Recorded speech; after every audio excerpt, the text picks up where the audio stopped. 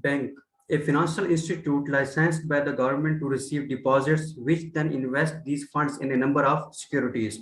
ए financial institution मतलब ये कि कोई ऐसा इदारा जिसमें पैसों से रिलेटेड मुख्तलिफ डीलिंग्स होती हैं, पैसे से रिलेटेड वहां पर कोई एक्टिविटी होती है। Licensed by the government to receive deposits, deposits मतलब जो लोग पैसे जमा कराते हैं, विच देन इन्वेस्ट जो फिर आगे इन्वेस्ट कर देते हैं दीज फंड्स उन पैसों को, उन डिपॉजिट्स को in a number of securities.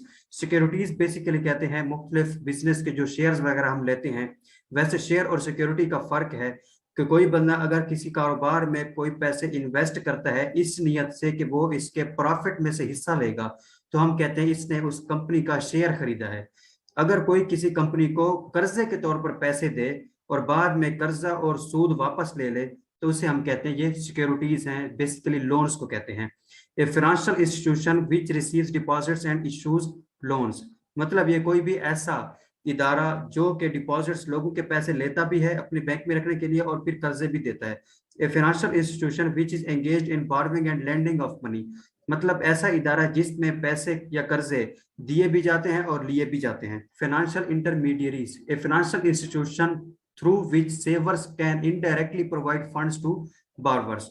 अब यहाँ पर देखें कि ये बैंक जो है उसमें जिस बंदे ने पैसा जमा कराया हुआ है उसी पैसा को बैंक, एक बंदे ने बैंक में पैसे जमा कराए हुए हैं, अब कोई और बंदा आता है वो बैंक वालों को कहता है कि मुझे इतना कर्जा चाहिए।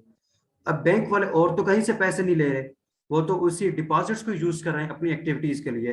तो एक बंदे के पैसे उन्होंने रखे हुए हैं सिर्फ इसलिए कि उस बंदे का पैसा सेफ है, और आगे से कोई बंदा उनसे कर्ज लेने आ गया तो उन्हीं पैसों को वो कर्ज की शक्ल में दूसरे बंदे को दे देते हैं। तो यहाँ पर क्या है, असल में देखा जाए तो वो पैसा किसका था, जिसने सेव रखा हुआ था बैंक में, तो उसी पैसे को ही बैंक ने अब कर्जे की शक्ल में किसी और बंदे को दे दिया है। तो दरमियान में बैंक है। इंटरमीडिएट उसे कहते हैं जो दरमियानी चीज हो। फाइनेंशियल इंटरमीडिएट मतलब दो लोगों के दरमियान में कोई ऐसा इदारा है जो कि फाइनेंशियल को डिस्कस कर रहा है, फाइनेंस को डिस्कस कर रहा है, फाइनेंशियल डीलिंग्स कर रहा है। अब इसमें वो ये कहता है बेसिकली कि एक बैंक है, उसमें एक बंदा मिस्टर ए गया, उसने अपने पैसे रखवा दिए हैं इसलिए कि बैंक में उसके पैसे सेव रहे। फिर अगले दिन या उसी दिन शाम को कोई और बंदा बैंक में गया, मिस्टर बी, उसने बैंक को कहा कि मुझे इतना पैसा कर्जा चाहिए। अब वो बंदा जिसने रखवाए थे उसी पैसे को इस्तेमाल करके बैंक ने आके किसी को कर्जा दे दिया है। तो एक्चुअल में वो पैसा था किसका, जिसने पैसे सेव रखे हुए थे। तो दरमियान में बैंक ने जिसने पैसे रखे उसके पैसे को किसी और बंदे को कर्ज की शक्ल में दे दिए। Commercial bank, a bank targeted at the mass market, mass market उसमें कहते हैं जिसमें मतलब एक लार्ज बड़े in which individual customers can purchase the bank services, mortgage, checking accounts, personal loans and other bank services। इसमें एग्जांपल है allied bank limited, Alfalah limited, Askari bank limited वगैरह। कमर्शियल बैंक वो कहते हैं वो वाले बैंक होता है जिसमें कोई भी कस्टमर बैंक में जाता है और बैंक की मुख्तलिफ सर्विसेज वगैरह को अवेल करता है। अब जिस तरह से मोर्टगेज वगैरह है, गिरवी रखवाना मुख्तलिफ चीजों को, बैंक में कोई भी चीज रखवा दी, अपनी जमीन के डॉक्यूमेंट्स या कोई जेवरात वगैरह, और बैंक को कहा कि मुझे इसके बदले में कर्जा दे दो, तो जब मैं कर्जा वापस करूंगा अपने ये डॉक्यूमेंट्स या अपने जेवर वगैरह जो चीज है वो भी वापस ले लूंगा। इसके बाद है retail bank, a bank targeted at the mass market in which individual customer can purchase mortgage, checking accounts, personal loans and other bank services। all commercial banks are termed as retail bank। तो retail bank में भी वही activities हो रही है जो commercial bank की हैं, तो इसलिए वो कहता है कि रिटेल बैंक जितने भी हैं उनको भी हम कमर्शियल बैंक कहते हैं।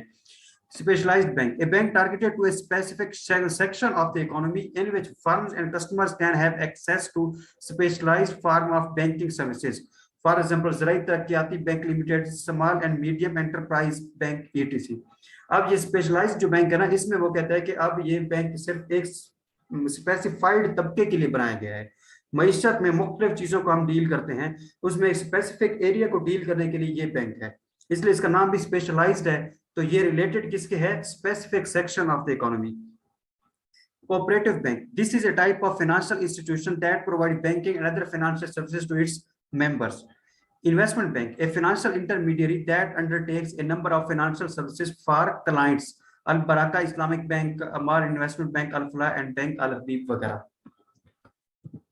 Functions of commercial bank, one of the primary function of commercial bank is to receive deposits, कि वो लोगों के डिपॉजिट्स वगैरह सेव करता है। People keep their surplus fund into bank to earn profit in the form of interest. जो बंदा bank में अपने पैसे रखता है उसके दो बेनिफिट होते हैं। अगर तो सिर्फ इसलिए कि उसका पैसा सेफ रहे, घर में कहीं चोरी ना हो जाए, एक तो ये फायदा है। दूसरा ये कि जो पैसा वो बैंक में रखता है उसमें उसके ऊपर सूद वगैरह भी उसे मिलता रहता है थोड़ा बहुत, तो उसका ये भी एक प्रॉफिट हो जाता है। Commercial bank also offer some safety locker to general public to keep their valuable such as jewellery and other secret documents. Bank charge a nominal fee against this facility. वो कहते हैं कि बैंक जो है वो इस तरह की भी सर्विस देता है एक सिक्योरिटी के तौर पर, कि मुख्तलिफ लोग अपनी जो ज्वेलरी वगैरह या इस तरह के कोई इंपॉर्टेंट डॉक्यूमेंट्स हैं वो भी बैंक में रखवा सकते हैं और बैंक उसके थोड़े बहुत पैसे लेता है। Credit creation is a process in which commercial bank generate the fund for further loans. Credit creation, credit किसे कहते हैं? उधार को, कर्जे को। क्रिएशन मतलब पैदा करना, कर्जा वो कहता है कि पैदा कैसे किया जाता है। क्रेडिट क्रिएशन कैसे? Is a process by which commercial banks generate funds for further loans. This process will be covered in, ये आगे उसने कहा कि हम डिस्कस करेंगे। इसके बाद क्या? Bill of exchange is an instrument which is used to make a credit transaction possible. वो कहता है कि बिल ऑफ एक्सचेंज एक ऐसा इंस्ट्रूमेंट है जिसकी मदद से हम क्रेडिट ट्रांजैक्शन को पॉसिबल बना सकते हैं। अब यहाँ पर बिल ऑफ एक्सचेंज क्या होता है? एक बंदे ने किसी से वादा किया है कि मैं तुम्हें 10 तारीख को इतने पैसे दे दूंगा, तुम मुझे अभी अपनी कोई की एक प्रोडक्ट वगैरह दे दो। तो अब ये दो बंदों के दरमियान डीलिंग थी, तो इसमें बिल ऑफ एक्सचेंज नहीं है। बिल ऑफ एक्सचेंज होता है तीन लोगों के दरमियान कोई भी डीलिंग या कोई भी एग्रीमेंट वगैरह। अब इस तरह से है कि मैंने एक बंदे से कोई भी अपनी कारोबारी डीलिंग की है, मैंने कोई प्रोडक्ट उससे लिया और उससे पैसे देने हैं। अब उसके दरमियान में मैं कहता हूं कि अब जो है थर्ड पार्टी जो कि ना बैंक वगैरह, मैं कहता हूं कि ये जाओ और ये पैसे जाकर मेरे बैंक अकाउंट से ले लो। अब यहाँ पर टोटल कितने लोग शामिल हो रहे हैं? एक वो बंदा जिसने मुझे प्रोडक्ट बेचा है, एक मैं जिसने प्रोडक्ट लिया है और पैसे देने हैं, और एक मेरा बैंक। तो जिसके पैसे मैंने देने हैं मैं उसे कागज पर लिख कर देता हूं कि जाओ बैंक वालों को ये दिखा दो, वो आपको पैसे दे देंगे। तो बिल ऑफ एक्सचेंज बेसिकली यही होता है। is an instrument which is used to make a credit transaction possible. Seller of goods receives a documentary evidence guaranteeing that buyer will make payment within promised time. If seller needs money before its promised time, he can get money from bank against this bill of exchange. वही बात है कि जिसने चीज खरीदी है उसने कह दिया है कि फलां डेट को पैसे मिलेंगे, और जिससे ली है उसने कहा कि ठीक है, साथ मैंने एक कागज पर लिख दिया है कि अगर फलां डेट से पहले पैसे चाहिए तो बैंक में जाकर इतने पैसे मेरे अकाउंट से ले सकते हो। तो इसमें तीन लोग शामिल थे। तो इस तरह के हम उस डॉक्यूमेंट जो हमने कागज के ऊपर मैंने लिखा है उसी को कहते हैं bill of exchange. Credit and credit creation. Credit, a contractual agreement by which a borrower receives something of value in the present and in exchange for payment in the future, generally with interest. वो कहता है कि ऐसा process जिसमें कोई एक बंदा आज कोई भी पैसे वगैरह उधार के तौर पर लेता है और मुस्तकबिल में वापस करता है विद इंटरेस्ट, सूद समेत। A loan which refer to the use of someone else funds with promise of repayment in future with or without interest. वो कहता है कि ये क्रेडिट एक ऐसा लोन या कर्जा है जिसका मतलब है किसी भी बंदे का कोई भी फंड आज इस्तेमाल कर रहे हैं इस प्रॉमिस के साथ कि हम इसको वापस करेंगे, रीपे करेंगे इन फ्यूचर, विद और विदाउट इंटरेस्ट, सूद या सूद के बगैर।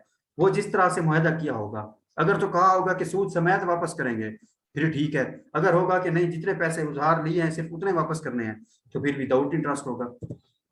Types of credit. Advances, amount taken in advance from any customer with promise of providing goods in future.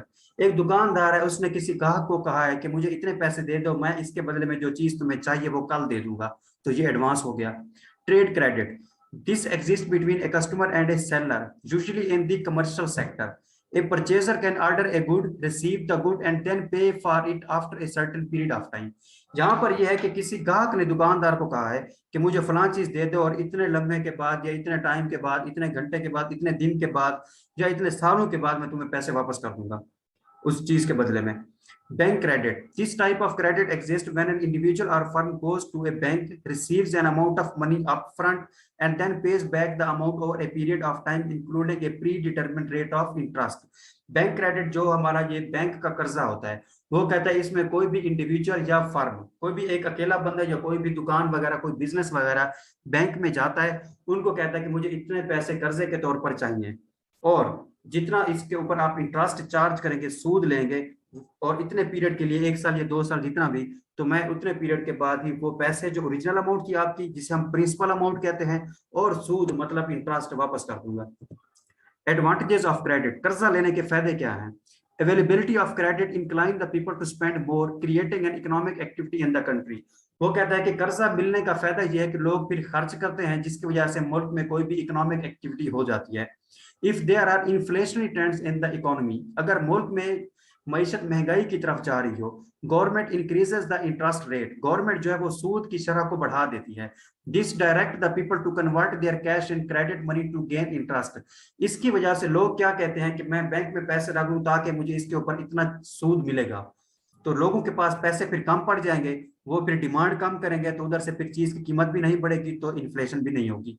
तो हुकूमत की ये स्ट्रेटेजी होती है कि जब लग रहा हो कि मुल्क में महंगाई हो रही है, तो हुकूमत कहती है लोगों को कि तुम लोग बैंक में पैसे जमा करो और इसके ऊपर तुम्हें इतना सूद मिलेगा। लोग फिर अपने कैश इन हैंड की बजाय बैंक में पैसे जमा करा देते हैं, तो उनके कैश इन हैंड जो होती है वो कम पड़ जाती है। जब पैसे उनके पास मौजूदा हालत में कम होते हैं, तो फिर चीजों की डिमांड कम करते हैं। जब डिमांड कम करते हैं, तो उधर से जो प्रोड्यूसर है वो चीज की प्राइसेस नहीं बढ़ाता, जिसकी वजह से महंगाई नहीं होती। Credit money is the basis for the functions and operations of all financial institutions. It is also equally important for money lenders, brokerage houses, acceptance houses, and for all those who guarantee their livelihood just because there is money in the world. वो कहता है कि ये मुख्तलिफ financial institution जो banks वगैरह हैं, उनकी बेस यही क्रेडिट मनी है, कर्जा। बैंक चलता ही इसी कर्जे के ऊपर है। कुछ लोग अपना पैसे वहां पर रखते हैं और कुछ कर्जा ले जाते हैं। It is also equally important for money lenders. अब मनी लेंडर किसे कहते हैं? बोरोवर कहते हैं जो कर्जा ले रहा हो, बोरो कर रहा हो, और लेंड कहते हैं जो कर्जा दे रहा हो। तो बैंक लेंडर के तौर पर भी काम करता है। ब्रोकरेज हाउस, ब्रोकरेज किसे कहते हैं? ब्रोकर कहते हैं एजेंट को, ठीक है, जो मुख्तलिफ लोगों के दरमियान डीलिंग कराता है। तो कोई भी कंपनी है जो कि स्टॉक एक्सचेंज के ऊपर रजिस्टर्ड है, अब उस कंपनी तक नेस्ले है या यूनिलीवर कोई भी है, हमें पता ही नहीं होता, इतना नॉलेज नहीं होता कि हम उसके शेयर खरीदें तो पता नहीं वो कंपनी प्रॉफिट में जा रही है या लॉस में। तो फिर हमारी गाइडेंस के लिए वो शेयर हमें दिलवाने में कुछ लोग हमारी हेल्प करते हैं, जिनको हम कहते हैं ये ब्रोकर या एजेंट्स हैं। तो इस तरह से ये ब्रोकरेज हाउसेस भी उसी से रिलेटेड है। Accepted houses and for all those who guarantee their livelihood just because there is money in the world. Credit money is perhaps the basic need of government besides lot of other. Government need credit money to perform all such functions as maintenance of law and order, defense expenditure, provision of justice. Government also need money to make huge transfer payments such as pensions, gratuity, allowance वगैरह। वो कहता है कि कर्जे के जो पैसे हैं ना, ये हुकूमत के लिए भी एक बुनियादी जरूरत है, क्योंकि उसने अपने जो कानून साजी है उसके लिए, और इसके अलावा लॉ एंड ऑर्डर के लिए, डिफेंस वगैरह के लिए, और इंसाफ मुहैया करने के लिए भी इन पैसों की जरूरत पड़ती है। इसके अलावा government also need money to make huge transfer payment. Transfer payment किसे कहते हैं? ये ऐसा होता है जो मुफ्त में पैसा मिल जाए। मतलब ये कि आप कोई काम नहीं कर रहे हैं उस टाइम, लेकिन आपको पैसे मिल रहे हैं। अगर कोई चैरिटी है, कोई डोनेशन वगैरह है, या पेंशन है जिस तरह से, तो ये जो चीजें हैं, पेंशन जो मिलती है, आप उस टाइम काम नहीं कर रहे होते, आपके किसी और एक्टिविटी जो आप कर चुके थे, अब उसके बदले में आपको मिल रही होती है, उसके सिले के तौर पर, लेकिन आप उस पैसों के अगेंस्ट आपने कोई एक्टिविटी नहीं की होती। इस तरह से कोई गिफ्ट है या कोई चैरिटी वगैरह है, सदका खैरात, तो वो भी ट्रांसफर पेमेंट में शामिल होता है। डिसएडवांटेजेस ऑफ क्रेडिट, कर्जे के नुकसान क्या हैं? Increase money supply in the country which में कॉज इन्फ्लेशन। वो कहता है कि कर्जा अगर मिलेगा तो लोगों में पैसे ज्यादा आ जाएंगे, जिसकी वजह से वो चीजों की डिमांड ज्यादा करेंगे, फिर प्रोड्यूसर प्राइस बढ़ा देगा तो महंगाई हो जाएगी। Commercial banks generally advance loans to large-scale enterprises, industrialists, and businesses due to their strong financial position. This may lead to establishment of monopolies of large-scale industrialists and enterprises. Economic instability. Liberal credit policies can lead to hyperinflation. Hyperinflation का मतलब क्या है? बहुत ज्यादा महंगाई। अगर normal तौर पर हम कहें महंगाई तो इन्फ्लेशन, अगर महंगाई नीचे जा रही है तो हम कहते हैं ये डिफ्लेशन है, अगर महंगाई बढ़ती जा रही है तो हम कहते हैं ये हाइपर इन्फ्लेशन है। And economic instability as in the case of US real estate financial crisis which was a result of liberal consumer financing. Easily available credit money turns into unproductive loans which become wasteful use of credit money. Easily available credit money turns into unproductive loans which become wasteful use of credit money. वो कहता है कि easily availability जो हमारे कर्जे के पैसों की होती है, वो भी हमारे लिए कोई अच्छे खासे एक अच्छे तरह से इस्तेमाल नहीं होती, हमारे लिए अनप्रोडक्टिव लोन के तौर पर बन जाती है, क्योंकि उसका जो यूज है वो सही तरीके से नहीं होता। Income inequalities. Only rich can meet precondition for obtaining the credit. They can get heavy loans and make more money by investing them into more profitable activities. वो कहता है कि इनकम इनइक्वालिटी का भी एक फर्क पड़ता है कर्जा लेने के ऊपर, क्योंकि कर्जा कौन ले सकता है? कर्जा वही बंदा लेता है जो पहले शराइत पूरी करता है कि वो वापस भी कर सकता है या नहीं। अगर एक गरीब बंदा है तो क्या वो कर्जा लेने के काबिल है? हालांकि वो गरीब है, कर्जे की जरूरत उसे पड़ती है ज्यादा, लेकिन जो कर्जा देता है वो पहले उससे तसल्ली करता है कि तुम उससे वापस करने की भी सलाहियत रखते हो या नहीं। अब जिस तरह से आईएमएफ है, उसने जो कर्जा देना है उसने पहले ये चीजें कंफर्म करनी है कि मुझे कर्जा वापस कैसे करोगे। तो वो पहले ये शराइत रखता है कि आप लोग अपने इतने फलां प्रोडक्ट की प्राइसेस बढ़ाओ, ताकि इस तरह से फिर पैसा कलेक्ट करके मुझे कर्जा वापस करो जो मैं अभी आप लोगों को देने जा रहा हूँ। तो इस तरह से वो कहता है कि अमीर बंदा जो है उसके लिए आसान होता है कर्जा लेने के लिए शराइत पूरी करना गरीब की निस्बत। क्यों? क्योंकि वो अमीर है तो वो शराइत पूरी करेगा, जब उसे पैसा मिल जाएगा कर्जा तो वो उसे मजीद आगे किसी प्रॉफिटेबल बिजनेस में इन्वेस्ट भी कर देगा। Credit creation by commercial banks process. To understand this system, we will choose hypothetical data regarding different banks engaged in the process. Suppose banks are engaged in the process of credit creation. Bank A receives a new deposit, initial deposit of rupees 100 million. Assuming the reserve requirement of central bank is 10%, a bank can issue a new loan of 90%, 90 million, 90% of the deposit amount. हमारे पास पैसा हमें चाहिए होता है कि हमने reserve के तौर पर रखना है, ठीक है। उसके अलावा जितना पैसा होता है हम उसे आगे कर्जे के तौर पर दे सकते हैं। तो वो कहता है हमारा जो सेंट्रल बैंक या स्टेट बैंक है उसके लिए क्या है, अगर उसके पास सपोज 100 रुपए किसी ने कर्जा रखवाया है, 100 रुपया, ठीक है, और उससे रिजर्व के तौर पर जो अमाउंट उसने रखनी थी उसे 10 रुपए चाहिए थे, बाकी एक्स्ट्रा अमाउंट थी वो बैंक के अंदर ना भी रखता तो भी कोई इशू नहीं होना था। तो अब वो कहता है कि वो अपनी रिजर्व जो उसकी रिक्वायरमेंट है उसको पूरा करेगा, उसके बाद जो बाकी पैसे बच जाएंगे वो आगे किसी को कर्जे के तौर पर दे सकता है। How much money can be created? Credit money multiplier. Credit money multiplier is coefficient which represent change in credit volume with respect to cash deposits. Credit money multiplier is reciprocal of the reserve ratio. अब यहाँ पर देखें, reserve ratio का मतलब है कि हम कर्जा जो नहीं देते अपने पास रखते हैं, बैंक जितने पैसे अपने पास रखता है कर्जे के तौर पर आगे नहीं देता, वो रिजर्व है। और जो कर्जा किसी को देता है, कर्जा बढ़ता जाए देने वाला, तो हम कहते हैं क्रेडिट मनी मल्टीप्लायर। तो इसलिए ये दोनों उलट है। अगर पैसा बैंक अपने पास जो रख रहा है अगर वो बढ़ेगा तो जाहिर सी बात है आगे कर्जा देने के लिए पैसे कम बच जाएंगे। अगर आगे कर्जा ज्यादा दे रहा है तो फिर उधर रिजर्व रेशो में फिर कमी पड़ जाएगी। तो बैंक, इसलिए हम देखते हैं कि बैंक में ये प्रोसेस होता है, बैंक के पास जब पैसा आता है, लोग अपने पैसे रखवाते हैं बैंक में, तो पहले बैंक अपनी रिजर्व रेशो पूरी करता है, उसके बाद फिर आगे कर्जे के तौर पर देता है।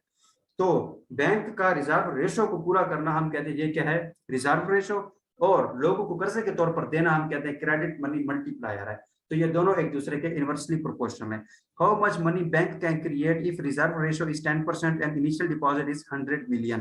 तो इसमें वो बता रहा है कि total credit creation is equal to initial deposit divided by reserve ratio, तो 100 बाय 10% तो 1000 मिलियन आ रहा है। Money multiplier is inversely proportional to reserve ratio. Credit money multiplier with leakage. Credit money multiplier can be presented as follows in case of cash withdrawals or leakage. अब यहाँ पर withdrawal और leakage मतलब एक word है, लेकिन इसके साथ होता है दूसरा इंजेक्शंस। आपकी जेब में पैसा आना वो ऐसा होता है कि उससे कहते हैं इंजेक्शंस, और आपकी जेब से पैसा जाना ये क्या होता है, लीकेज। अब इनकम आपकी जेब में आ रही है तो वो इंजेक्ट हो रही है, ठीक है, और उधर से आप कोई किसी को कर्जे के तौर पर पैसे दे रहे हैं, आपकी जेब से पैसा जा रहा है, तो जिसे क्या कहते हैं, हम लीकेज कहते हैं। तो total credit creation is equal to initial deposit divided by reserve ratio plus leakage, ठीक है। इसमें विदाउट लीकेज था तो ये with leakage. Assumption.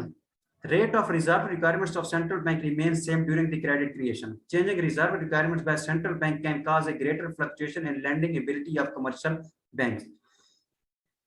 New cash deposit except the initial deposit will not be considered. There are no immediate cash requirements in the economy. Some banks will choose to hold the additional reserves for strategic reasons.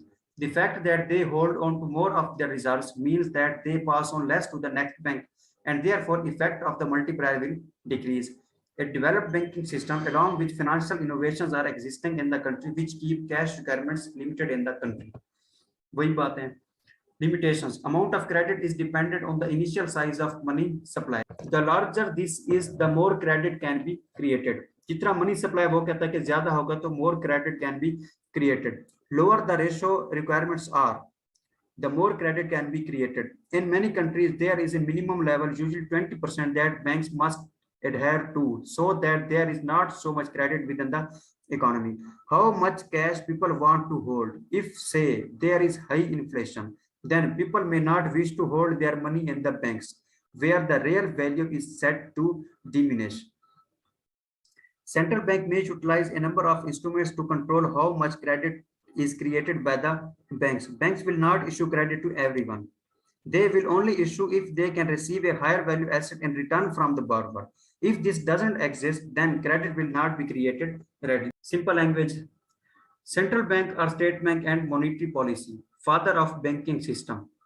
Pakistan में जितने भी banks हैं उन सब के ऊपर जो main body है, जो मेन बैंक है, जो सब को कंट्रोल करता है और उसकी पॉलिसीज को सब बैंक फॉलो करते हैं, मेन पॉलिसीज को, उसे हम कहते हैं सेंट्रल बैंक या state bank. A central institution which is authorized to provide banking and other financial services to commercial banks and government. It is responsible to implement policies of the state and to exercise its power of issuance currency and its circulation in the country. Serves as chief of money and banking system of a country. Therefore, it has designated different types of powers to control money and banking of the country by formulating and regulating national monetary policy. Monetary policy मैंने कहा था वो policy जो हमारा state bank से related हो. Functions of central bank. Offers advice and also provide funding for the governments looking to fund the projects in same way a commercial bank would also for its customers. जो central bank है वो क्या करता है, हुकूमत को कर्जा देता है ताकि हुकूमत उससे अपने प्रोजेक्ट में इन्वेस्ट कर सके, और जो नीचे कमर्शियल बैंक है वो अपने किसी कस्टमर को बैंक जो है कर्जा देता है.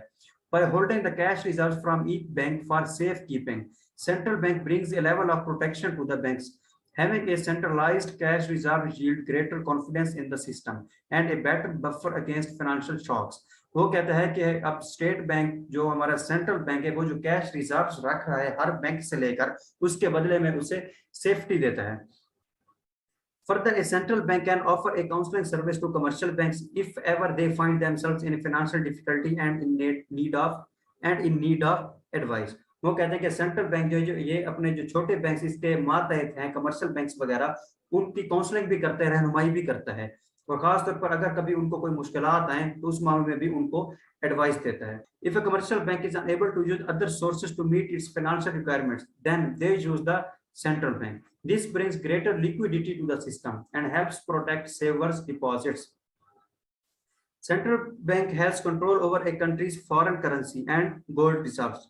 These are used in times to manipulate the exchange rate with other countries and also other policy objectives such as the balance of payment related to imports and exports. As all commercial banks have accounts with the central bank, when undertaking transactions, they can do so within the central bank, reducing the necessity of issuing and transferring cash. Central banks also as custodian of monetary reserves such as gold and foreign currencies. The central bank is the sole authority to issue currency in the country. जो पैसे बना सकते हैं वो सिर्फ central bank बना सकते हैं और कोई बैंक नहीं. It is not only responsible to issue uniform currency in the economy but also maintain its supply. वो कहता है कि सेंट्रल बैंक की अथॉरिटी सिर्फ इसलिए नहीं है कि वो एक जैसा नोट बनाए, बल्कि उसकी सप्लाई नोट बनाने कितने ये भी सेंट्रल बैंक की रिस्पांसिबिलिटी है.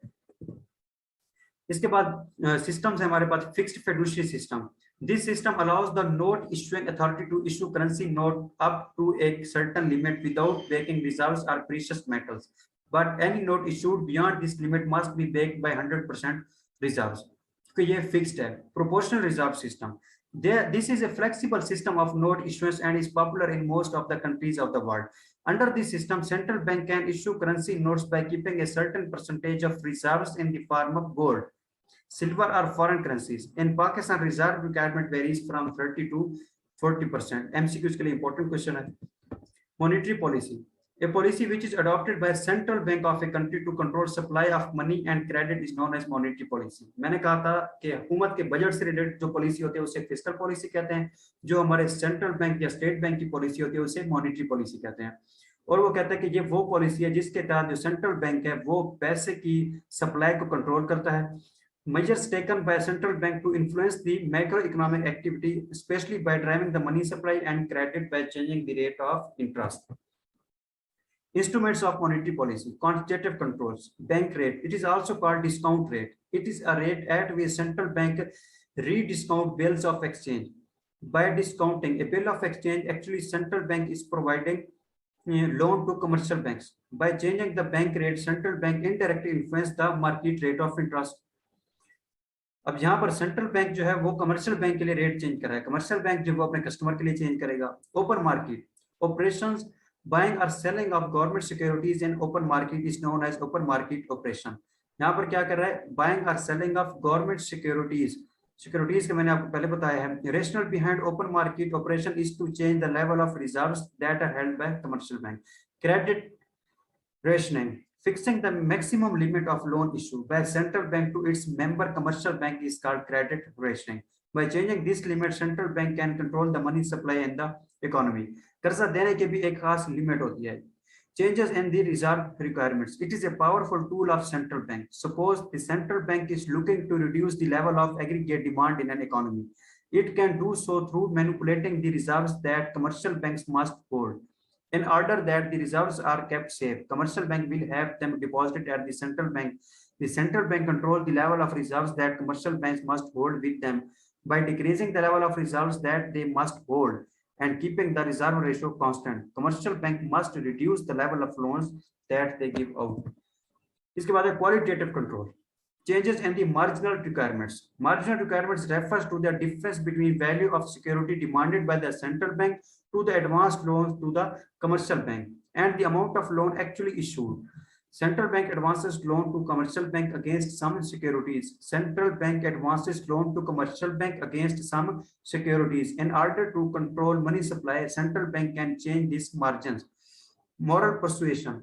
The central bank can also discourage the behavior from bank by simply conducting personal discussions with the team and persuading them not to go through with actions that may threaten the wider objectives that the central bank has. This is not a particularly easy instrument to measure, but is nevertheless an important part of central banks. Special deposit. The central bank offers special deposit to commercial banks for short term, for which it offers the more attractive rate of interest than the market. This deposit reduces the money supply in the market. Prudential control. Central bank can control the credit by issuing some articles and regulations related to credit volume, which are known as prudential control. Direct action. This is a severe action could be taken by the central bank in some extreme situation. Central bank exercises this action only when commercial bank doesn't cooperate with central bank or commercial bank refuses to follow the policies of central bank. The central bank may take direct action in a number of ways. Imposes the fine and penalty to bank who is not cooperating, refuses the discount facility to bank under the consideration, changes the rates over the bank rate for particular. मतलब ये सारी simple language है, आपने इसको theory के तौर पर याद रखना है। इसमें कंसेप्ट बेस्ड कोई क्वेश्चन नहीं आना और इसमें कोई लंबी चौड़ी आगे की डिस्कशन है भी नहीं। ये सिंपल थ्योरी है, इसलिए मैं इसकी रीडिंग थोड़ा ठहर ठहर के कर रहा हूँ साथ साथ, ताकि आप लफ्जों के ऊपर गौर करें। जहाँ इंपॉर्टेंट वर्ड आ रहा है मैं उसको थोड़ा और ज्यादा फोकस करके पढ़ रहा हूँ। इसके बाद है objectives of monetary policy: inflation, economic growth, credit control, full employment and exchange rate stability. Conflict between objectives of monetary policy: price stability versus full employment. By undertaking the monetary policy to increase the full employment, a central bank could undertake policies to increase the aggregate demand. Doing so could drive up inflation, putting more pressure on the price stability target.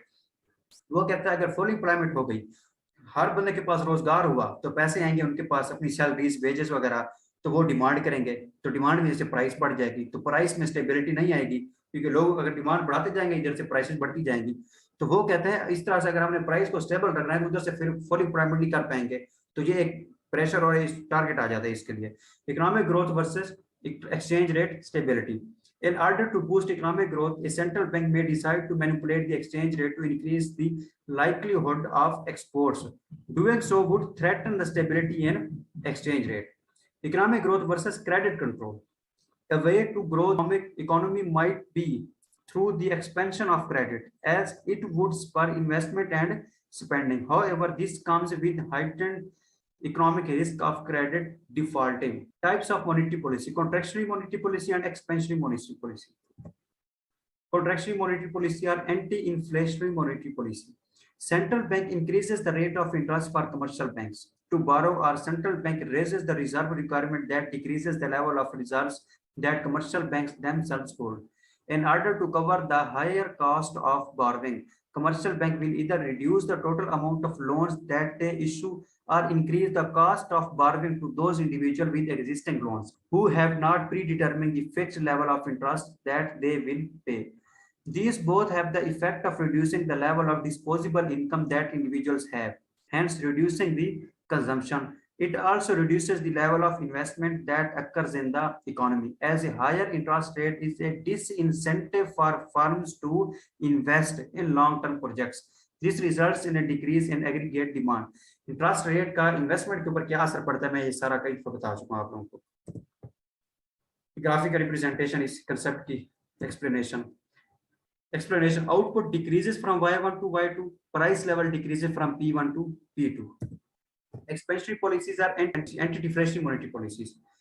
An expansionary monetary policy will be used when the central bank wishes to stimulate the level of demand within an economy. If the level of output is low, meaning central bank objectives are not being met, then they will look at ways of stimulating the aggregate demand through one or a combination of monetary policies.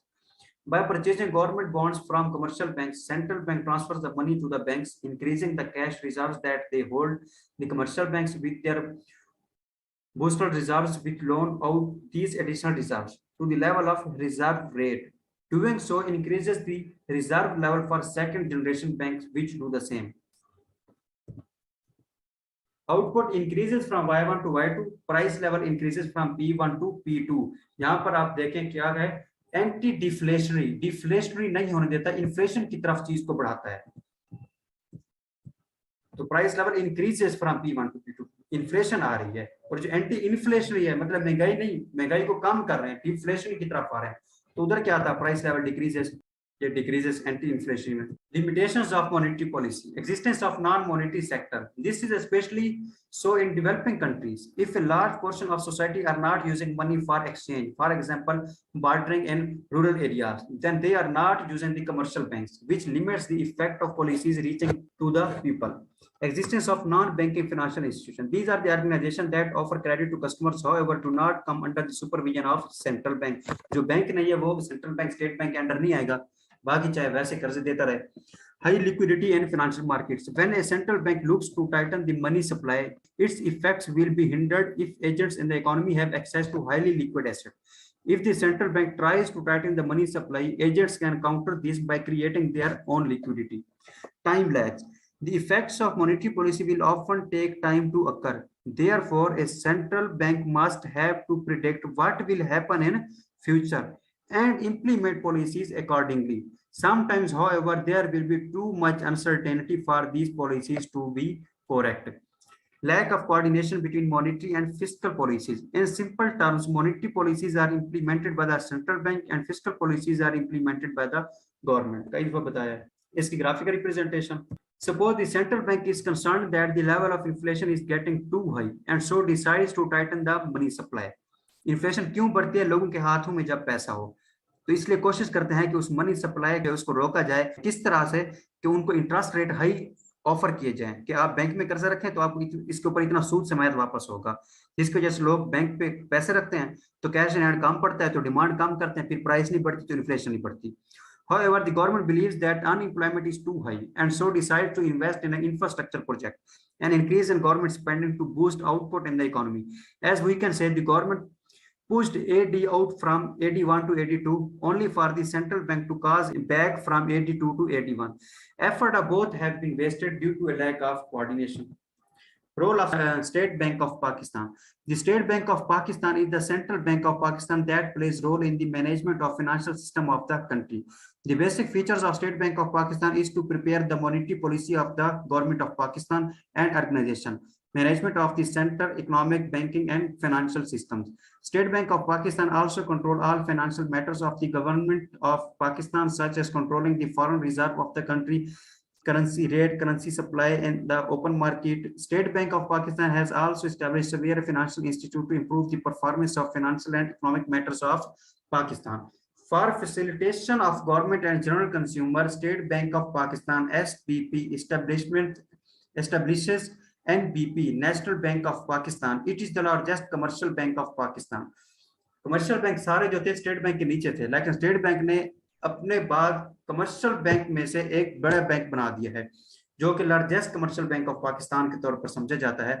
And it is an agent to SBP, और ये state bank के अपने agent के तौर पर काम करता है। That handles treasury transaction for the government of Pakistan. Government of Pakistan established two banks under SBP for the promotion of the agriculture sector and the industry sector.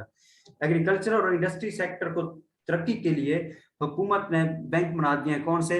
एक है ज़राई तरक्याती बैंक, ठीक है, and industrial development bank of Pakistan. तो नाम से पता चल रहा है जो ज़राई तरक्याती बैंक है ये एग्रीकल्चर के लिए है, और जो industrial development bank of Pakistan है ये इंडस्ट्रियल के लिए है। इसके बाद क्या है? Both banks give soft loans to consumer for the development of agriculture and industrial sector.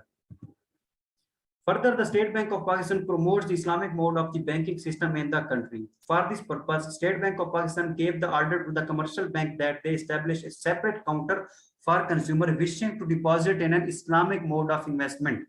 वो कहता है कि स्टेट बैंक ने अपने कमर्शियल बैंक जो उसके अंडर आते हैं उनको ये अपनी तरफ से हिदायत जारी कर दी है कि वो एक सेपरेट पोर्शन और काउंटर मतलब एक सेपरेट सिस्टम बनाएं उन लोगों के लिए जो इस्लामिक तरीके से अपनी इन्वेस्टमेंट इसमें करना चाह रहे हैं, अपना डिपॉजिट वगैरह करना चाह रहे हैं। For the development of export, SBP makes possible for exporters to get easy foreign remittances in the country without any hurdle.